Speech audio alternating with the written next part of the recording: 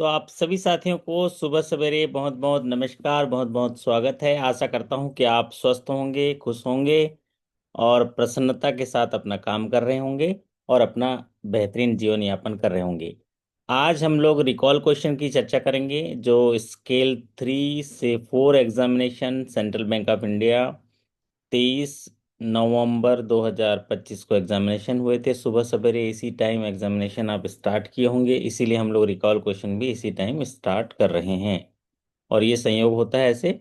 वाह, हमारे साथी सामान्यतः सवेरे तैयारी में लगे रहते हैं, लेकिन काफी साथी जुड़ चुके हैं। तो सभी को नमस्कार। परिधि जी, प्रियंका जी, है ना, रविंद्र जी, सबको नमस्कार, स्वागत है। तो जैसा कि हम लोग पिछले सेशन में रिकॉल क्वेश्चन स्केल 3 to 4 के 50 क्वेश्चन डिस्कस किए थे।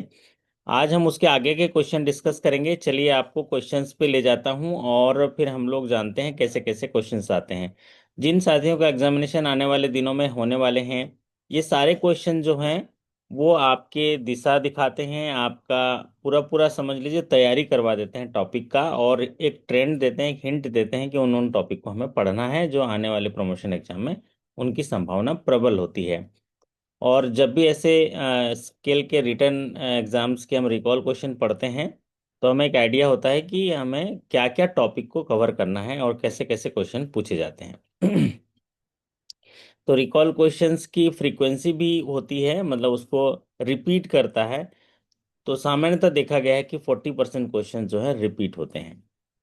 तो पहला सवाल आपके आज के सेशंस के लिए देखिए यहाँ पर स्क्रीन पर है। 50 क्वेश्चन हम डिस्कस कर चुके थे पिछले सेशन में। आज जो है 50 से आगे करेंगे। Which of the following professionals is authorise to file a complaint for an aggrieved women with mental incapacity. तो ये जो है सेक्सुअल हरासमेंट से जुड़ा हुआ सवाल है।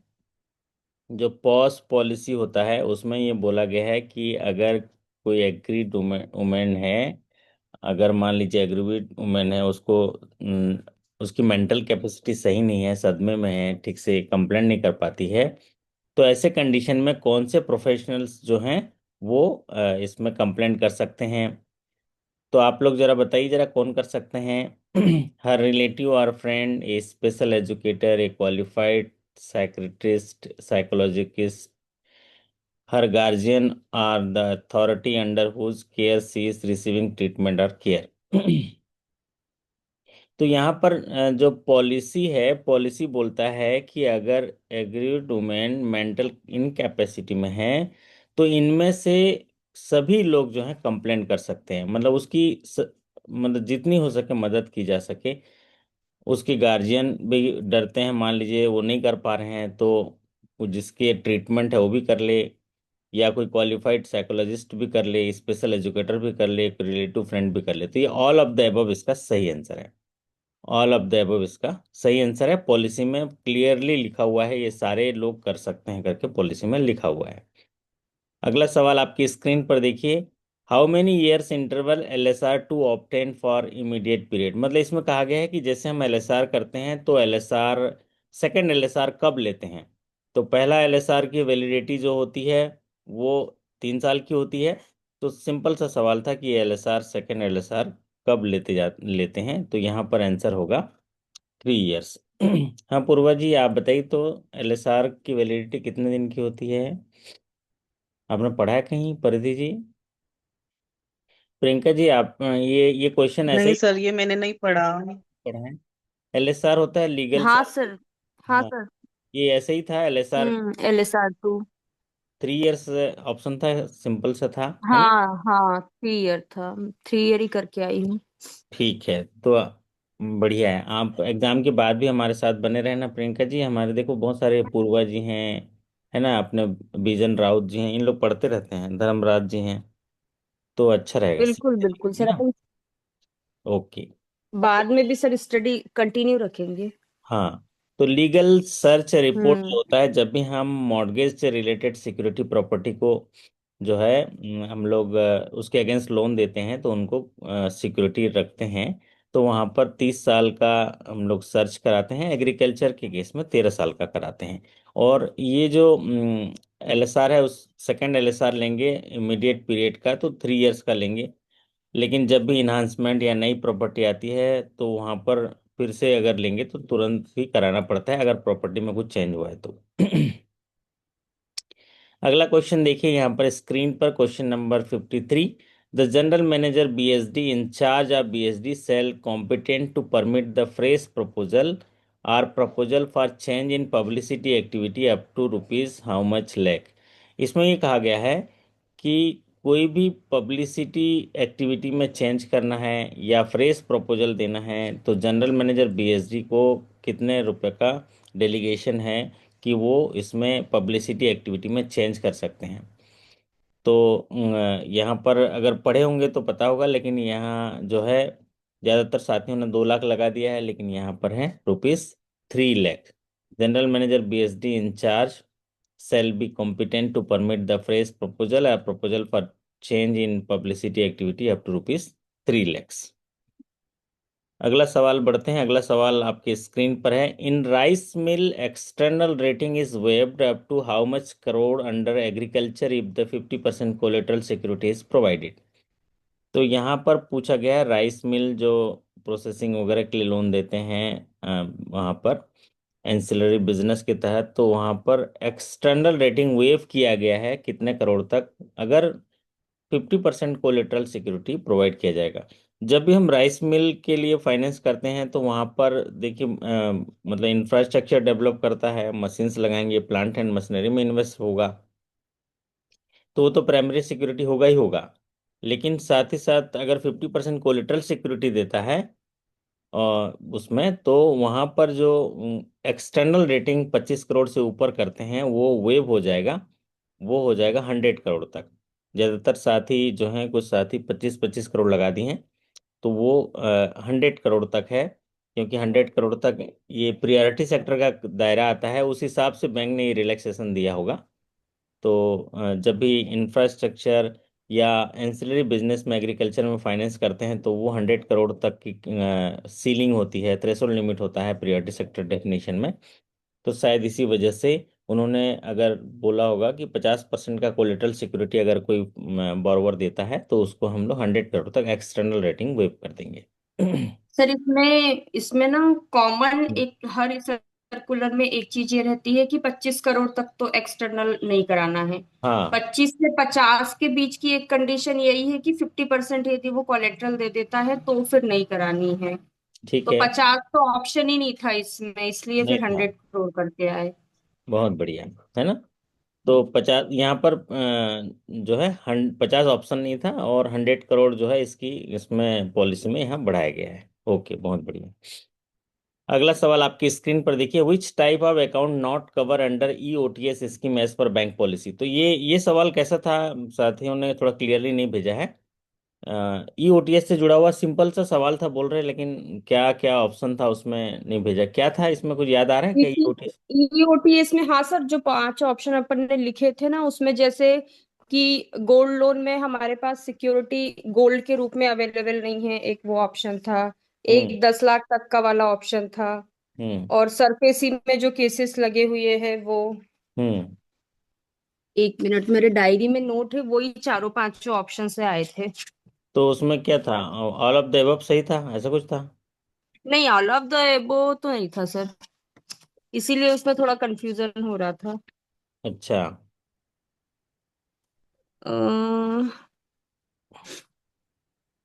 इसमें जैसे अपन ने जो लिखा है ना कि विलफुल डिफॉल्टर्स गवर्नमेंट गारंटीड, और एक था account up to 10 lakh hmm. Small NPA account, और एक था कि gold loan no security left with us. ऐसे 5 ऑप्शन थे सर। अच्छा, 5 ऑप्शन, एक बार इसको वो जो लिखे हुए हैं उसको भेज दीजिएगा, मैं उसको ठीक बाद में अपडेट कर हाँ दूंगा, ठीक, है ना, इसको ठीक चेक है सर, करके ठीक है। ईओटीएस पॉलिसी में देख के। तो हाँ इस ठीक क्वेश्चन को स्किप कर देते हैं अभी, क्योंकि क्वेश्चन अभी थोड़ा क्लियरिटी नहीं है कि क्या क्या ऑप्शन थे, तो ऑप्शन के आधार पर मैं फिर अपडेट कर दूंगा। नहीं, ऐसे में अकाउंट तो नहीं था उसमें ऑप्शन हाँ में। नहीं था, ऑप्शन में नहीं था। अब वो क्या ना सर, अपन ने सभी कुछ पढ़ा हुआ था तो मुझे खुद को कंफ्यूजन हो गया कि विलफुल डिफॉल्टर भी है, गवर्नमेंट गारंटीड भी है।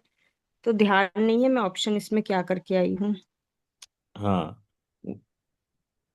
तो उसमें देखना पड़ेगा, विलफुल मैं डिफॉल्टर ये हो वाला सकता आपको रिकॉल रिकॉल करके मैं आपको बताऊंगी है। ठीक है, ऑप्शन। ठीक है, ओके। अगला सवाल चलते हैं। Trades cut off time for presentation as per policy. तो ट्रेड कट ऑफ्स के लिए उसमें तीन कट ऑफ हैं, जैसे आपके डेबिट के लिए 12 PM का कट ऑफ है, क्रेडिट वन के लिए आपका 3 PM का कट ऑफ है, और एक कट ऑफ है 7 PM का कट ऑफ है। लेकिन वो क्लियरिटी नहीं था क्रेडिट वन था कि क्रेडिट टू था, सीधा सवाल था ट्रेड्स के लिए। तो अगर कट ऑफ टाइम देखेंगे तो फिर तो 7 PM का ही होगा। 7 PM ऑप्शन में था क्या प्रियंका जी? हाँ सर था। हाँ, तो इसमें तीन कट ऑफ हैं ट्रेड्स के लिए। और मतलब हो सकता है ज़्यादा से साथी पढ़े ना हो, तो उसमें एक तो होता है डेबिट, डेबिट के लिए 12 PM का कट ऑफ है, क्रेडिट वन के लिए 3 PM का कट ऑफ है, और क्रेडिट टू के लिए 7 PM का कट ऑफ है। मतलब 7 बजे तक क्रेडिट हो सकता है, जो डेबिट 12 बजे तक उनको क्लियरिंग में सेटलमेंट में मिला है, वो बात है। अगला सवाल देखते हैं आपकी स्क्रीन पर। दूसरे बैंक के साथी थोड़ा जब इस सवालों को देख रहे होंगे तो वो नोट करते चलेंगे वो पॉलिसी, और उनको उनको पढ़ते रहिएगा।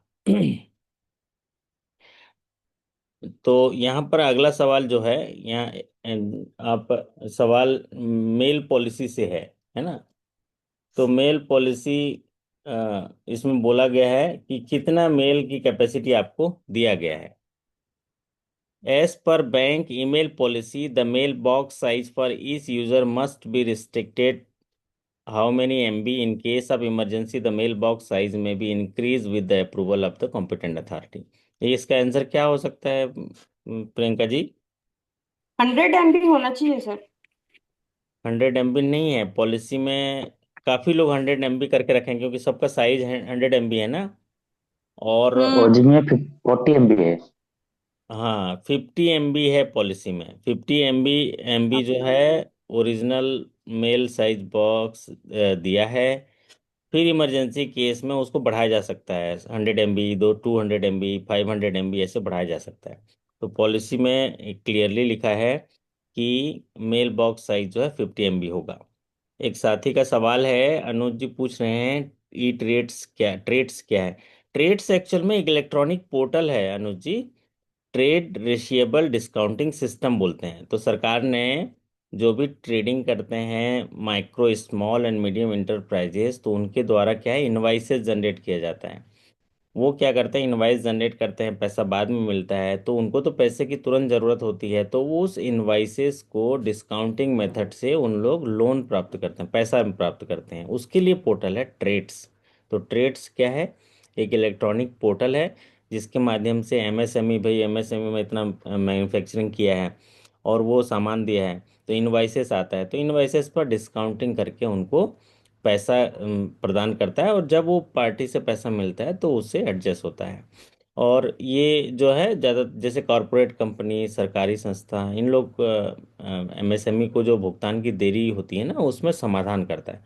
समझ लो वो सामान दे दिया, पैसा लेट मिला, इसीलिए इनको वर्किंग कैपिटल को पूरा करना होता है ना, पैसे की ज़रूरत होती है तुरंत, है ना? ओके। तो ये 50 MB है, इसको बढ़ाकर 500 MB तक भी किया जा सकता है। Okay. Under the Income Tax Act, books of the account should be maintained for at least how many years from the end of the relevant assessment year? यही सवाल स्किल 3 to 4 में पिछले साल भी आया था, लेकिन वहां पर चेक से रिलेटेड सवाल आया था कि जब भी चेक कलेक्शन में आप चेक भेजते हैं तो जो ओरिजिनल चेक है ब्रांच में रह जाता है। ठीक है प्रियंका जी, ओरिजिनल चेक आपके रह जाता है, आपके पास रह जाता है। तो उस जी ओरिजिनल जी। चेक को कितने दिन में कितने दिन तक रखना होता था? पिछले साल आया था इसी की स्केल में। इस बार आया है इनकम टैक्स के एक्ट के तहत बुक्स ऑफ अकाउंट कितने समय तक मेंटेन किया जाता है? तो कोई साथी बताएंगे कितने समय तक रखा जाता है? हाँ, 10 ईयर ही है ना इसका। तो इनकम टैक्स के जो बुक हैं वो 10 ईयर्स तक प्रिजर्व किए जाते हैं, क्योंकि वहाँ पर एविडेंसेस लगते हैं ना, उसमें क्राइम कर सकता है, फाइनेंशियल क्राइम, तो इसलिए यहाँ पर 10 ईयर रखा जाता है। What is the maximum quantum of finance under Cent personal loan? Cent personal loan में कितने क्वांटम ऑफ फाइनेंस किया जाता है? ये तो आप सभी ने किया होगा, है ना? कितना 20। गुना किया जाता है 20। सैलरी का, प्रियंका जी? 20 लाख है सर। 20 गुना। अब द ग्रॉस, या तो 20 लैक्स, 20 लैक्स मैक्सिमम। तो ये लोन स्कीम्स जिनमें जिनमें सवाल आ रहे हैं उनको पढ़ना, आने वाले एग्जामिनेशन में जो साथी भाग ले रहे हैं उनको जरा पढ़ लीजिएगा। और जब भी लोन में पढ़ते हैं ना, तो 5 या 6 चीज़ें ही पढ़ी जाती हैं, उन्हीं से पूछे जाते हैं। जैसे सबसे पहले eligibility criteria, quantum of finance, और margin, repayment period with moratorium, security, और कोई डेविएशन हो तो, है ना? इतना पूछा जाता है। तो ज़्यादातर जो है क्वांटम ऑफ फाइनेंस पूछा जाता है। यहाँ पर क्वांटम ऑफ फाइनेंस पूछा गया, तो 20 lakhs Cent personal loan. What is the notice time before making changes under customer right policy? Customer right policy में आप लोगों ने पढ़ा होगा कि जब भी कोई चीज़ की बदलाव होता है, कोई इंफॉर्मेशन नया आता है, तो कस्टमर को कितने दिन पहले वो नोटिस देना होता है कस्टमर राइट पॉलिसी के अनुसार। तो चूंकि banking industry customers rights policy उनके आधार पर काम करती है, तो जब भी कोई चेंज होता है तो हमको 30 दिन पहले का नोटिस हमको देना होता है। उसकी जानकारी देनी होती है कि ये बदलाव होने वाले हैं, इस तारीख से इफेक्टिव हैं, आम जनता को सूचित हो। तो यहाँ पर 30 डेज, तो ज़्यादातर साथियों ने इसको सही किया है। लोन अंडर को लेंडिंग आर एग्जम्प्टेड फॉर, जो भी को लेंडिंग पॉलिसी है वहाँ पर क्लियरली लिखा हुआ है कि जो को लेंडिंग में जो लोन होंगे उनको एजम्पशन है क्या क्या चीज़ बैंक नहीं करेगा। तो जब भी को लेंडिंग होती है तो बैंक क्या करती है, उनको जो एनबीएफसी के साथ टाई अप करती है। एनबीएफसी जो है लोन देते हैं, तो सारा ड्यू डिलीजेंस वगैरह एनबीएफसी करेंगे। बैंक उनके साथ सिर्फ सिर्फ फंडिंग करता है। तो ऐसे कंडीशन में वो क्रेडिट रिव्यू वगैरह नहीं करते। तो यहाँ होता है इंटरनल रेटिंग नहीं करेगी बैंक, क्रेडिट रेट ऑडिट नहीं करेगी। तो ये एजम्प्टेड था। तो ये वाला ऑप्शन तो सही हो गया होगा, है ना प्रियंका जी? ये वाला इंटरनल रेटिंग वाला, हाँ। हाँ सर। क्योंकि वहां पर इजी सवाल था ऐसा बता रहे थे ये वाले। हाँ, इंटरनल। ये सवाल आया है, देखिए सीजीटीएमएससी से जुड़ा हुआ। Transgender entrepreneur receive a how many percentage concession on the standard annual guarantee fee under the credit guarantee fund trust for micro and small enterprises CGTMSC scheme. तो सीजीटीएमएससी स्कीम के तहत कितने प्रतिशत का एनुअल गारंटी फीस में discount मिल सकता है ट्रांसजेंडर को? हाँ बताइए तो। हाँ देखिए, परिधि जी ने पढ़ा है सीजीटी में से, अच्छे से पढ़ लीजिए। सीजीटी में से एक दो दो सवाल आ गया एक एक ही स्केल में, सोचिए। और जितने भी स्केल में एग्जामिनेशन हुआ सब में सीजीटीएमएससी का सवाल आया है। तो आप देख सकते हैं इसका कितना महत्व है, क्योंकि अभी इसमें बहुत बदलाव किए गए हैं। उसके थ्रेशोल्ड लिमिट में भी, और कंसेशन किया गया है रेट ऑफ इंटरेस्ट में भी, और नया इंट्रोड्यूस किया, ट्रांसजेंडर एंटरप्रेन्योर को भी इंट्रोड्यूस किया गया है। तो यहाँ पर 10% का है। और एक सवाल इसी में आया था कि 1 करोड़ से 2 करोड़ तक के सीजीटीएमएससी कवरेज है, तो उसमें कितना आपका गारंटी फीस लगेगा? कितना लगेगा गारंटी फीस, बता दीजिए तो। 1 करोड़। 0.85। 0.85। चलिए अगला सवाल देखिए। Who is the convener of operational risk management committee at central office? Central office में ऑपरेशनल रिस्क मैनेजमेंट कमेटी होता है, जोनल ऑफिस में जेडआरएमसी होता है, और रीजनल ऑफिस में आरआरएमसी होता है। तो यहाँ पर ऑपरेशनल रिस्क कमेटी का कन्वेनर पूछा गया है। तो ऑपरेशनल रिस्क कमेटी का जो कन्वेनर होता है वो चीफ रिस्क ऑफिसर होते हैं, सीआरओ बोलते हैं। तो चीफ रिस्क ऑफिसर जो है यहाँ पर ये कन्वेनर होते हैं ऑपरेशनल रिस्क मैनेजमेंट कमेटी के।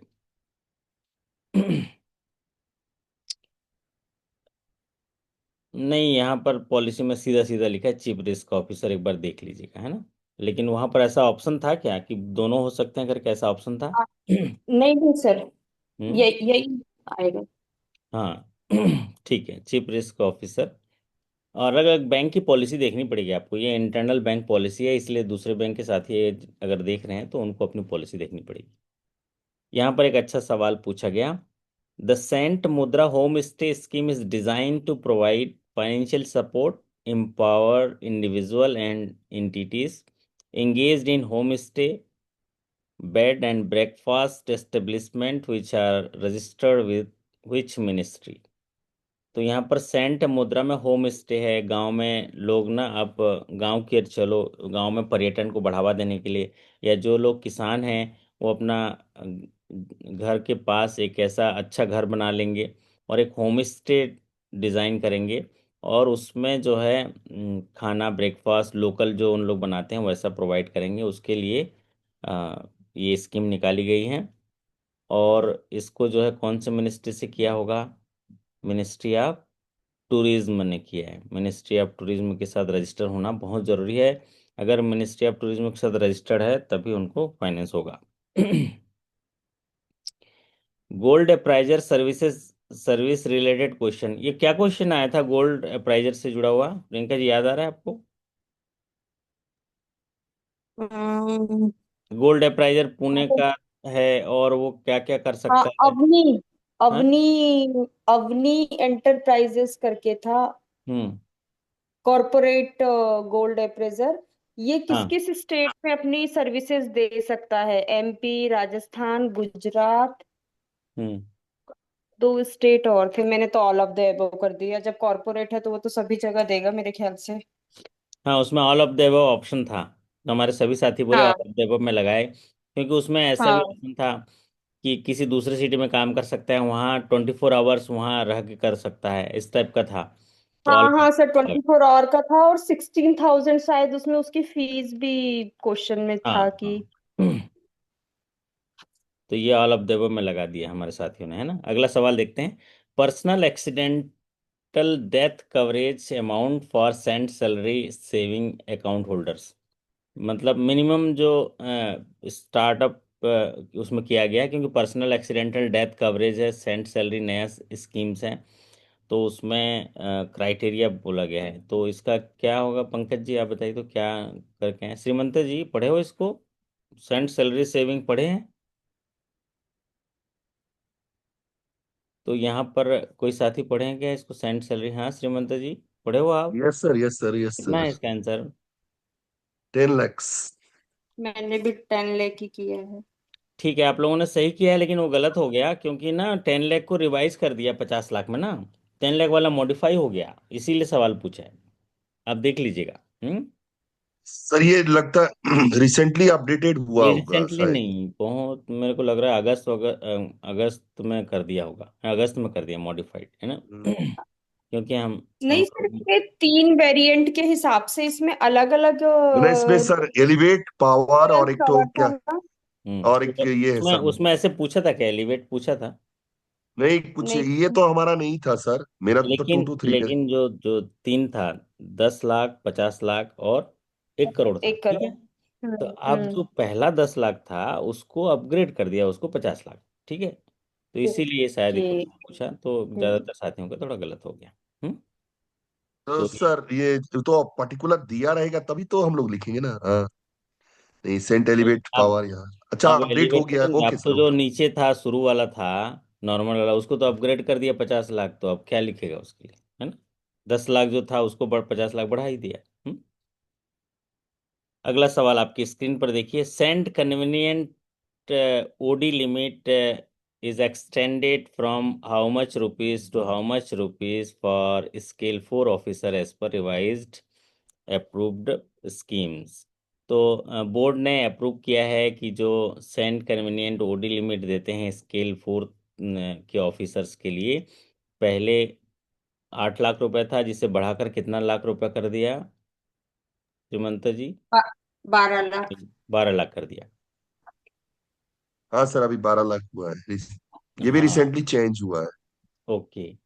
Kindly share recall questions of 1 to 2 central bank of India, आज रात को करेंगे स्किल 1 से 2 का, है ना। तो सेंट कन्वीनियंट लिमिट 8 लाख से 12 लाख कर दिया। ये सेंट कन्वीनियंट में 8 लाख से 12 लाख स्केल 4 किया है। और दोनों चीजें लिखनी थी अपने को वहां पर, है ना, दोनों फिल इन द ब्लैंक थे। ओके। स्केल 4 का 10, 12, 15 लाख बोल रहे हैं अभी, है ना। स्केल 4 का 10 लाख से 12 लाख हो गया क्या? नहीं। अच्छा, स्केल 4 का तो यही है, 8 लाख से 12 लाख, है ना। चलिए, अगला सवाल आपकी स्क्रीन पर देखिए। एग्रीकल्चर इंफ्रास्ट्रक्चर फंड से जुड़ा हुआ, मतलब एग्री उसमें किया हुआ है। कि in case of advances above 2 crore of total values of collateral securities should be at least how much percentage of the amount financed by the bank as per the cent agri infra schemes। अगर 2 करोड़ से ऊपर है तो जो collateral security का जो value होगा वो कितना होगा, ये कहा गया है। तो 2 करोड़ तक तो विदाउट कोलेट्रल कर लेते हैं, लेकिन 2 करोड़ से ऊपर अगर एग्रीकल्चर इंफ्रास्ट्रक्चर फंड करते हैं, क्योंकि जो AIF में 2 करोड़ तक के सब्सिडी वगैरह होता है, और 2 करोड़ से ऊपर करेंगे तो जो कोलेट्रल सिक्योरिटी लेंगे वो 125% लेंगे। कितना लेंगे? 125% of the amount finance by the bank. Collateral security जरूरी है 2 करोड़ से ऊपर के केस में। अगला सवाल आपकी स्क्रीन पर देखिए। Under the Cent rental scheme for finance to property owners against rent receivable from the target group. देखिए ये थोड़ा ट्विस्ट क्वेश्चन था, ऐसा हमारे साथियों ने बताया। ये थोड़ा याद आ रहा है आपको प्रियंका जी, कैसा सवाल था ये? हाँ सर, इसमें ब्रांच प्रीमाइसेस ओनली का ऑप्शन आएगा, क्योंकि इसमें और ऑप्शन क्या थे? जैसे स्कूल्स की बिल्डिंग है तो उस पर दे सकते हैं क्या, स्कूल्स है, हेल्थ हम्म। केयर सेंटर है, तो इन पे तो नहीं दे सकते। जो एज अ सोशली जो इस यूज होता है ना, हम्म। तो उसमें केवल एक ब्रांच प्रीमाइसेस वाला था जिसे हम दे सकते हैं। अच्छा। ये मैंने आके भी देखा था, अपने स्टार्टिंग ही होती है ना सर्कुलर की कि हम्म। हम किस किस को नहीं तो दे इसका आंसर सकते। क्या था? ब्रांच प्रीमाइसेस ओनली, मैं तो वही लगा के आई हूँ इसमें। नहीं, लेकिन हमारे साथियों ने बताया कि उसमें ऐसा था कि जो सेंट रेंटल स्कीम्स है, स्कूल, हॉस्पिटल और ऐसा कुछ था, तो उसमें एक एमएनसीज था। तो एमएनसीज उसका आंसर होगा।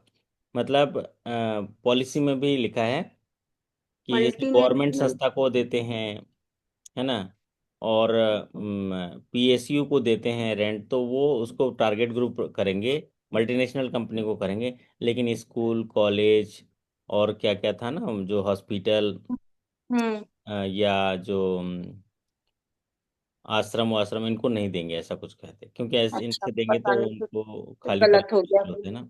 कोई बात नहीं। एक साथी हमारे लिख रहे हैं कि स्केल 4 का OD लिमिट जो है 3 से 5 साल 10 लाख है, 5 से 10 12 लाख है, 10 साल से ऊपर जो है 15 लाख है। इसको जरा देख लीजिएगा, 15 लाख का तो ऑप्शन ही नहीं था वहां पर। प्रियंका जी इसको जरा देख लीजिएगा तो OD लिमिट को, फिर बता। सर एक क्वेश्चन है इसमें, हम लोग का 223 में भी ऐसे ही कंफ्यूजिंग था। लिखा हम्म। था कि सीएप आउटस्टैंडिंग 10 लाख का एनपीए में, उसका ओटीएस जो है सैंक्शन होता है, तो कब तक उसको वैलिडिटी कर लेंगे रहती है? आपके ना, आपके जब 2 to 3 करेंगे तो आप उसमें बताना, है ना। वो नहीं, मेरा ऐसे ऐसा क्वेश्चन ऑप्शन भी नहीं मिल रहा था कोई सोचने बात नहीं, लायक। अभी 2 से 3, आज 1 से 2 करेंगे, कल 2 से 3 करेंगे ना, तो अब उसको बताना।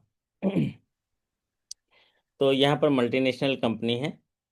अगला है CCTV recording preservation time for locker entry gate. ये आया था कि CCTV कितने घंटे रखा, कितने दिन का रखा हाँ जाता है? हाँ हाँ सर, कितने दिन का रखा जाता है? 180 आना चाहिए ना। 180 डेज, है ना। तो जब CCTV रिकॉर्डिंग होता है ब्रांचेस का, अगर बैंक ATMs का करेंगे तो 90 डेज होता है। लेकिन CCTV रिकॉर्डिंग जो लॉकर्स वगैरह का होता है वो 180 डेज होता है। ठीक है, ओके। अगला सवाल देखते हैं आपकी स्क्रीन पर। Concession for blind person in banking services से जुड़ा हुआ आया था कि क्या क्या कंसेशन दे सकते हैं, क्या 3 ATM विड्रॉल फ्री कर सकते हैं, कैसा करके एक ऑप्शन था। तो ब्लाइंड पर्सन के केस में तो नहीं, लेकिन जो डिजेबल पर्सन होते हैं, इनकैपेसिटी वाले पर्सन होते हैं, उनके लिए थोड़ा रिलैक्सेशन है। ब्लाइंड पर्सन के लिए कोई रिलैक्सेशन नहीं है पॉलिसी में। ब्लाइंड पर्सन के लिए कॉलम में लिखा हुआ है कि in order to facilitate access to banking facility by visually challenged person, branches will offer banking facility without any discrimination as the all facility including third party। तो जैसा हम लोग दूसरे लोगों को देते हैं वो वैसा देते हैं, क्योंकि visually challenge they are legally competent to contract, है ना। तो विजुअल जो ब्लाइंड पर्सन है उनको एट पार सारी सर्विसेज दी जाती है जैसे कि और लोगों को दी जाती है। तो इसीलिए उसमें अब क्या क्या ऑप्शन था उसके आधार पर आप देख लीजिएगा ऑप्शन, या क्या आया था, कुछ याद आ रहा है क्या, इसमें कुछ याद आ रहा है आपको? हाँ सर, जैसे डीडी बनाएंगे तो क्या उसके डीडी के चार्जेस वेव कर देंगे? नहीं नहीं, और बताइए और क्या था? एटीएम से और निकालेंगे तो उनको फ्री कर देंगे? नहीं। हाँ, और और मिनिमम बैलेंस चार्जेस जो लगते हैं उसमें कोई कंसेशन मिलेगा? ये भी नहीं है। ये भी ये भी नहीं है, लेकिन मिनिमम बैलेंस चार्जेस तो हटा दिया बैंक ने, है ना, लेकिन फिर भी हाँ, कंसेशन तो नहीं मिलेगा अगर आप कोई मिनिमम चार्जेस। कंसेशन नहीं मिलेगा। और क्या था? और एक दो ऑप्शन और थे, ध्यान नहीं आ रहे। चलिए, मतलब कुल मिला के ये समझ लीजिए ब्लाइंड पर्सन को कोई कंसेशन नहीं होता है। हम्म। इसके लिए ना अभी आरबीआई ने पॉलिसी निकाला है कि डिजेबल पर्सन के साथ कैसा व्यवहार किया जाए, इनकेपेसिटी वाले, है ना, और ब्लाइंड पर्सन। तो एक आध सेशन हम लोग कर लेंगे तो दूसरे साथियों को मदद हो जाएगी। बेनिफिशियल ओनर से जुड़ा हुआ सवाल आया कि beneficial owner of a partnership firm is natural person who individually or together with others hold is entitled to more than how many percentage of the capital profits exercise control over the firm through the means other means। तो यहाँ पर ये तो अच्छा सवाल पूछा। Beneficial owner के case में अगर कंपनी है तो वहाँ पर बेनिफिशियल ओनर जो नेचुरल पर्सन होगा, अगर उसका स्टेक होल्डर 10% से ऊपर हो जाता है तो वो बेनिफिशियल ओनर होगा। अगर पार्टनरशिप के केस में जाते हैं तो भी 10% हो जाएगा। अगर ट्रस्ट के केस में जाते हैं तो भी 10% हो जाएगा। केवल केवल एक ग्रुप ऑफ एसोसिएशंस पर्सन्स जो है उसमें 15% है, बाकी सब में 10% है। तो बेनिफिशियल ओनर पहले कंपनी में 25% था, इस घटाकर 10 कर दिया। मतलब और पीएमएलए एक्ट को थोड़ा स्ट्रिक्ट कर रहा है कि अगर किसी व्यक्ति का पैसा लगा हुआ है इतना, तो उसको हम निगरानी बेनिफिशियल ओनर में ऐड करेंगे, इस तरह की बात कही गई। क्योंकि जब भी बेनिफिशियल ओनर में ऐड करते हैं तो उसको सारा लिंकेज करते हैं, केवाईसी लेते हैं, सारी चीज़ें करते हैं, है ना। अगला सवाल आपकी स्क्रीन पर देखिए, what is the maximum finance under sand corporate energy efficiency schemes. तो कॉर्पोरेट एनर्जी एफिशिएंसी स्कीम्स पहले 7.5 करोड़ तक था। अब बैंक ने उसको मॉडिफाई करके विदाउट लिमिट कर दिया, है ना, मतलब 7.5 करोड़ से ऊपर भी दे दिया विदाउट एनी कैपिंग। तो ऐसा क्या याद आ रहा है क्या, है ना? हाँ, कुछ था तो सर ऑप्शन। तो यहाँ पर पहले तो 7.5 करोड़ था Cent corporate energy efficiency schemes, लेकिन इसको रिवाइज कर दिया बैंक ने, इंट्रोड्यूस कर दिया कि अब हम 7.5 करोड़ से ऊपर भी करेंगे और विदाउट एनी सीलिंग, सीलिंग हटा दिया। इसीलिए सवाल कर दिया, ज़्यादातर साथियों का थोड़ा गलत हो गया है। तो ये मैक्सिमम जो है इसका बढ़ा दिया है, कोई सीलिंग नहीं रखा। What is the margin for loan under sand agriculture land E state purchase scheme. तो जब भी कोई लैंड परचेस करने जाता है या ई स्टेट परचेस करता है तो वहाँ पर मार्जिन जो है वो कितना परसेंट चाहिए। और इसमें जो है मार्जिन लैंड एग्री लैंड में जो मार्जिन है वो 20% तक होता है। लेकिन इसमें जो अमाउंट वगैरह का सीलिंग नहीं दिया था, हमारे साथी ऐसा बता रहे थे। आप लोगों को सवाल थोड़ा याद आ रहा है तो थोड़ा डिस्क्राइब करिए। तो इसके कंडीशन अलग अलग हैं। अगर 1,60,000 तक चाहिए तो कोई भी कोलेटरल सिक्योरिटी नहीं। अब जो कि 1,60,000 बढ़ा के 2 लाख कर दिया है मतलब पॉलिसी में। अब 10 लाख तक 20% का मार्जिन है। अगर 10 लाख से ऊपर 2 करोड़ तक स्टेट परचेस करते हैं तो 50% का मार्जिन है। तो अब सवाल में क्या पूछा गया था वो देखा जाएगा। और नॉर्मली जो है क्या था हम तो शायद नहीं थी सर, कंडीशंस तो नहीं थी, कंडीशंस सीधे में? सीधे ऑप्शन ही थे, 20, 25, 40। 5 को ऑप्शन रहता है ना सर। हम्म। 10, 20, तो यहाँ 40, पर 50। तो इस स्टेट परचेस में मैक्सिमम 2 करोड़ तक करते हैं। तो वहाँ पर जो मार्जिन है अगर 10 लाख से ऊपर है तो 50% है। तो ये क्वेश्चंस का आंसर किस तरह से डील किया जाएगा वो देखना पड़ेगा, है ना, क्योंकि 20% भी था वहाँ, ऑप्शन में था 20%। हाँ जी जी सर। ओके, चलिए तो इसको एग्रीकल्चर लैंड ये स्टेट परचेस में अगर 10 लाख से ऊपर का लोन है, 2 करोड़ तक है, तो वहाँ मार्जिन 50%। 10 लाख तक है तो 20%, और 2 लाख से कम है तो कोई भी मार्जिन नहीं चाहिए। 1,60,000 तक मार्जिन नहीं चाहिए। Minimum and maximum period for term deposit, ये कितना आया था, क्या आया था ये सवाल? सर इसमें मिनिमम 7 डेज तो था ही नहीं। मिनिमम 1 ईयर से शुरू हुआ था। नहीं, 7 डेज नहीं था सर ऑप्शन में, इसीलिए बहुत नहीं था? कंफ्यूजन हो रहा था। अरे, तो क्या लिखा मिनिमम आपने? 1 ईयर था। 1 ईयर, 10 ईयर, 2 ईयर, 5 ईयर, ऐसे करके ऑप्शन थे ईयर्स में। अच्छा, तो एक्चुअल में सही तो यही है स्क्रीन पर जो लिखा है, अच्छा, लेकिन अगर 7 डे सही नहीं है। था तो फिर 1 ईयर 1 ईयर वन कर ईयर दिया बस सही मैंने होगा, तो। है ना? अच्छा, एनआरई में लिखा हुआ था, एनआरई लिखा था क्या, एनआरई ऑप्शन आया था? तो एनआरई में भी तो 7 डेज होता है, लेकिन हमारे बैंक में 1 ईयर से एनआरई लेते हैं। नहीं था सर, एनआरई नहीं था। एनआरई नहीं था ना? एनआरई नहीं था, नहीं, या- नॉर्मली था। हाँ तो ठीक है, 1 ईयर से 10 ईयर बेस्ट अप्रोप्रिएट आंसर होगा उसमें, है ना? और क्या था, 7 डेज बिल्कुल नहीं था? नहीं सर, 7 डेज नहीं था। मैं खुद भी कंफ्यूज हो गई कि इन्होंने डेज में तो कुछ भी नहीं दिया है। ओके, चलिए, तो पॉलिसी के हिसाब से तो यही सही है, 7 डेज और 10 ईयर्स मैक्सिमम। लेकिन कई केसेस में जो बैंक के इंटरनल जो डिपॉजिट पॉलिसी में, उसमें टर्म जो है 1 ईयर टू 10 ईयर किया है। तो ये 1 ईयर टू 10 ईयर वाला भी जिक्र किया गया है वहाँ पर। जैसे आप स्वीप वगैरह करते हैं तो एफडी 1 ईयर ले लेता है ना? लेकिन एक्चुअल में अगर परिभाषा पूछा गया है तो मिनिमम 7 डेज और 10 डेज, 10 ईयर्स जो है होना चाहिए। लेकिन बेस्ट अप्रोप्रिएट, और क्या क्या ऑप्शन था ऐसे याद आ रहा है? और सुटेबल आइटम और पहले ही सुटेबल ऑप्शन ऑप्शन। था 1 ईयर टू 10 ईयर, फिर to hmm year to 10 year, 1 year to 5 year, ऐसे ऑप्शन थे। तो सबसे अप्रोप्रिएट तो 1 ईयर टू 10 ईयर हुआ फिर, है ना? हम्म। अगला सवाल आपकी स्क्रीन पर देखिए।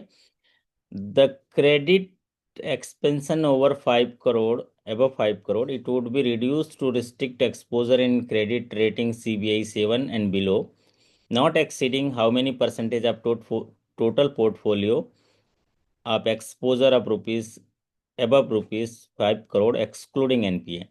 अब ये सवाल जो है एक्सपोजर नाम्स का पूछा गया है। ये कह रहे हैं कि सीबीआई 7 या उससे बिलो रेटिंग के जो 5 करोड़ से ऊपर के एक्सपोजर हैं वो टोटल पोर्टफोलियो का कितने परसेंट से ज़्यादा नहीं होना चाहिए, और उसमें एनपीए को घटा दीजिए, ऐसा बोल रहे हैं कि अपन 5 करोड़ से ऊपर के, हम लोग का नॉर्मल जो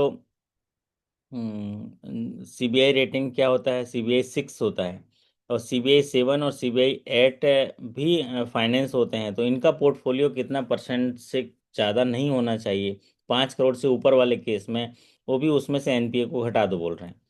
तो ये तो कहीं इसका आंसर मैं भी खोज के देखा, नहीं मिला है। आप लोगों में से कोई आंसर मिलेगा तो इसमें ज़रूर ग्रुप में डाल दीजिएगा या मुझे पर्सनली भेज दीजिएगा, ठीक है?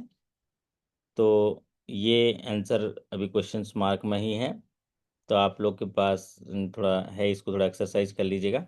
प्रियंका जी थोड़ा देख लीजिएगा, आपको मिलेगा तो बताइएगा। पर सीबीआई 7 के बाद जी जी हम जी। लोग तो सीबीआई 6 तक ठीक है, 7 8 के बाद तो लोन करना ठीक नहीं है ना।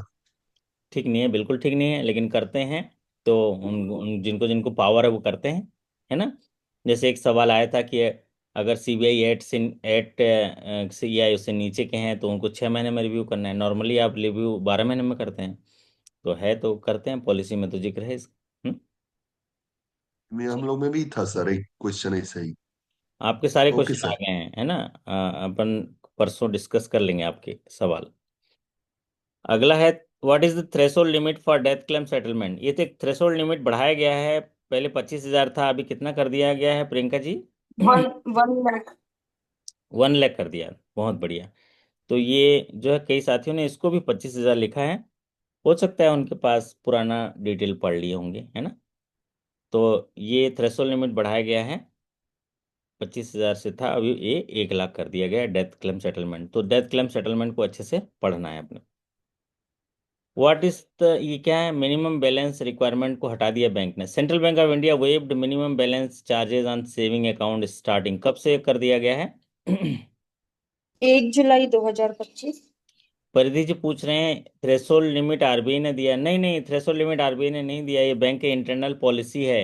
वो थ्रेशोल्ड लिमिट इसलिए दिया जाता है कि थोड़ा ड्यू डिलिजेंस अच्छा हो जाए, उसमें डेलीगेटेड पावर वगैरह है और थोड़ी चेकिंग हो जाए। तो आप अपनी पॉलिसी देखेंगे परिधि जी, है ना। और नहीं समझ में आएगा तो पॉलिसी आप मुझे दे दीजिएगा, मैं पढ़ा दूंगा। डिसीज क्लेम सेटलमेंट पॉलिसी से तो एक सवाल बनेगा ही बनेगा, एक या दो सवाल ही बन सकते हैं। हाँ, ये वाला जो मिनिमम बैलेंस चार्जेस हटा दिया बैंक ने ना।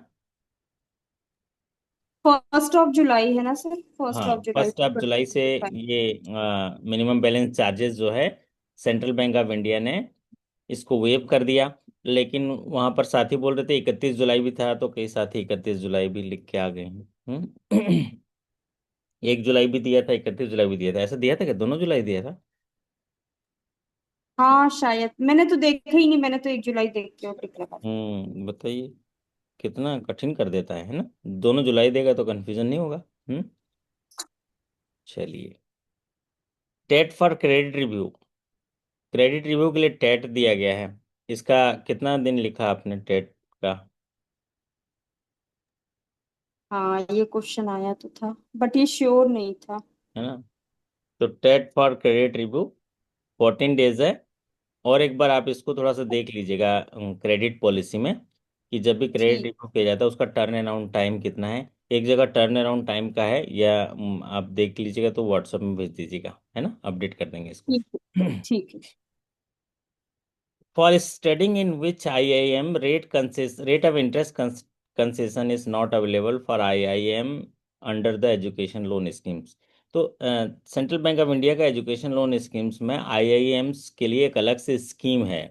उसमें ये कहा गया है कि किस आईआईएम के लिए वो फैसिलिटी नहीं है।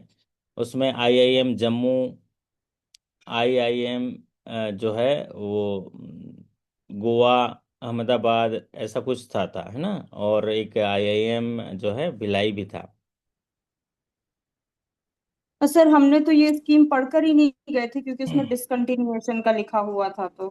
हाँ, तो ये स्कीम जरूर बंद हो गया है, लेकिन इसको पीएम विद्या लक्ष्मी में कंसीडर किया गया है। लेकिन ये आईआईएम वाला सवाल पूछा था, उसमें जो है हम्म। जो विद्या लक्ष्मी वाले स्कीम्स में आप देखिएगा, उसमें ना कैटेगराइजेशन किया गया है, रिकैटेगराइजेशन में। तो वहां पर देखेंगे तो जितने ऑप्शंस दिए थे साथियों ने बताया, तो वहां पर जो एक साथी क्या लिख रहे हैं, अब पीएम विद्या लक्ष्मी आएगी तो टेक वाली और आईआईएम बंद हो। हाँ, टेक टेक वाली है ना। तो उसमें आपने देखा कि टेक वाली जो है उसमें उसमें मेरे को तो आईआईएम भिलाई का नाम नहीं दिखा, एक बार आप लोग देख लीजिएगा। बाकी जितने ऑप्शन साथियों ने भेजा था उनके नाम लिखे हुए थे, जम्मू भी इंक्लूड किया था, इंट्रोड्यूस। तो वो ज़्यादातर साथियों ने जम्मू लगा दिया, लेकिन उसको लेटेस्टली इंट्रोड्यूस किया गया है। तो आपने इसको याद नहीं आ रहा है इसका ये क्वेश्चंस? नहीं, क्वेश्चन ऐसे ही कुछ था उसमें। अच्छा। मैं भी जम्मू ही लगा कर आई हूँ। हाँ, तो जम्मू नहीं था पहले, लेकिन उसको इंट्रोड्यूस कर दिया गया है हाँ। ना। चलिए, तो 80 क्वेश्चंस ही अभी मैं तैयार कर पाया। 20 क्वेश्चन और कहीं भी छूटे हुए हैं। अगर कहीं क्वेश्चन याद आएगा, क्योंकि ये तो अब मैं अपलोड कर दूंगा आपके लॉगिन सेक्शन में, तो आप क्या करिएगा कि 20 क्वेश्चन अगर याद आता है तो आप कर दीजिएगा। किसी दिन शॉर्ट आधा घंटे के सेशंस में उसको ऐड कर देंगे तो 100 क्वेश्चन हो जाएगा। तो जरूरी नहीं कि सभी सवाल के जवाब आते हैं। बस एक ही ध्येय आपके पास होना चाहिए, कितने और पास हो जाएंगे सर। बहुत कठिन है जी, बहुत कठिन है। सब लोग का कहना है कि मतलब देख लो आप, 80 क्वेश्चन आपके पास हैं।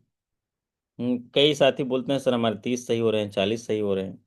तो 50 पाना ऐसे आसान नहीं है ना, क्योंकि इतनी 30 तो। काउंट हो रहा है सर, 32 35 ही काउंट हो अब रहे आप हैं। देखिए प्रियंका जी, आप टोटल क्वेश्चंस 100 हैं, 100 में से हम्म। 30 तो आपके करंट अफेयर्स हैं। और करंट अफेयर्स हम्म। का ना कुछ आता ना पता है, केवल रहेगा कुछ एग्जाम नहीं की था। खता, मतलब वो एक खता ही है, समझ लो, है ना।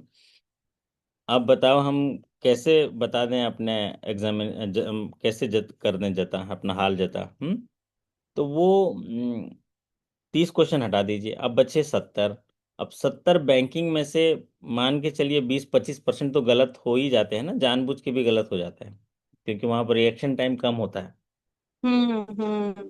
50 नंबर आ गया तो 100% पास हो जाएंगे, ठीक है।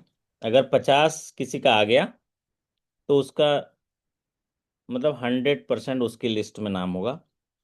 50 से कम में भी हो सकता है, बैंक के ऊपर है, क्योंकि सुनने में आया कि वैकेंसी लगभग 275 या उससे ऊपर की है। तो टू आप सेवेंटी फाइव वैकेंसीज 3 to 4 हम्म के लिए। या उससे ऊपर की है, अभी तो अनाउंस किया नहीं है, मतलब ऐसा अनुमान लगा रहे हैं, फोरकास्टिंग। तो उसके हिसाब से ये सवाल है। तो परिधि जी, कैसे सवाल आपको कैसे लगे? ये सवाल चलेगी परिधि जी, तो बैंक चली गई लग रहा है। हाँ पूर्वा जी, आपको कैसे कैसा लगा सवाल? कैसे, आसान थे कठिन थे 3 to 4 के? हम्म। हेलो बैजनाथ जी। अच्छा परिधि जी हैं आप, काफी, हाँ क्लियरिटी मिलती है बोल रहे हैं। तो ये सवाल है, मतलब हीरे मोती जैसे रखना है इसको। तो आप ये 80 सवाल हैं, 80 सवाल में से अभी हम लोग मतलब गिन सकते हैं कि कितने सही हैं कितने गलत हैं। स्केल 4 के हिसाब से इजी था ऐसा बोल रहे हैं। हाँ स्केल 4 के हिसाब से इजी था। तो जीवन में सफलता का राज है समर्पण, संघर्ष और सक्रियता। तो आपके लिए एक सलाह है कि धीमी आंच में धीरे धीरे धीरे धीरे जलने का प्रयास करते रहिए। एक दिन मसाल बन जाएंगे, कंटिन्यूअस जलेंगे। बस यही एक है कि आप धीमी आंच में, मतलब डेली जो है थोड़ा थोड़ा समर्पण, जो आप समर्पण का मतलब क्या है कि सब कुछ जिस तरह से आप काम कर रहे हैं वो उसमें भी समर्पण रहेगा। और जो अभी शुरू में संघर्ष लगेगा वो जो है आपकी सक्रियता हो जाएगी और सामान्य हो जाएगा आपके लिए। तो यही सफलता का राज है। तो आज बैंक जाने का समय हो गया है। मैं आपसे इजाजत लूंगा। आप सभी के अच्छे कार्य निष्पादन, बेहतर स्वास्थ्य, शानदार सफलता की कामना करते हैं। आपसे विदा लेते हैं। कभी निराश मत होइएगा, नाराज भी नहीं होना थैंक यू है। सर। कभी समय मिलता है कभी समय नहीं मिलता, जिस समय मिले, जिसको जहां मिले, जैसा है वैसा पढ़ लीजिए, है ना। तो ऐसे ही बैंकर्स जो हैं बहुत एंगेज इंडस्ट्री में काम करते हैं। तो आप अपने आप को इमर्ज करते रहिए, तैयार रहिए हर चीज़ के लिए और सीखते रहिए। बस यही विनती है, यही प्रार्थना है। आप खुश रहें, आप स्वस्थ रहें और प्रसन्न रहें, इसी प्रार्थना के साथ मैं आपसे विदा लेता हूँ। फिर मुलाकात करेंगे अगले सेशन में। तब तक के लिए धन्यवाद, नमस्कार, शुभ दिन।